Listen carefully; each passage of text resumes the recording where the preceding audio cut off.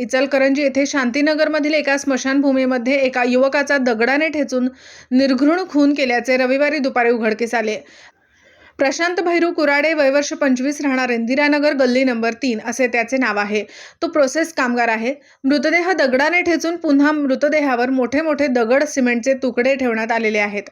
खुनाचे नेमके कारण समजू शकलेले नाही। हल्लेखोरांचा शोध घेण्याचे काम गावभाग पोलिसांकडून सुरू आहे। खुनाच्या घटनेमुळे शहरात खळबळ उडाली आहे।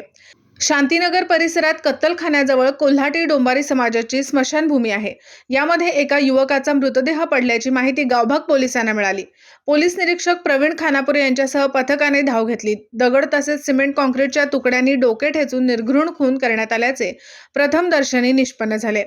मृतदेह लपवण्यासाठी मृतदेहावर मोठा दगड, सिमेंटचे तुकडे, खांब यांचा थरच टाकण्यात आला होता।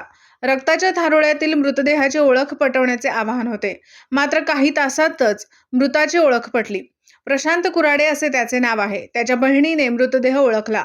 याची माहिती गावभाग पोलिसांनी दिली, मात्र प्रशांतचा खून कोणत्या कारणातून झाला याची स्पष्टता होऊ शकलेली नाही। घटनास्थळी उपअधीक्षक समीरसिंह साळवी यांनी भेट देऊन पाहणी केली। पोलिसांना घटनास्थळी नशा करण्यासाठी वापरण्यात येणारे साहित्य आढळले असून ते जप्त करण्यात आले आहे। इंदिरा गांधी इस्पितळात उत्तरीय तपासणी करण्यात आली। घटनास्थळी नागरिकांनी मोठी गर्दी केली होती।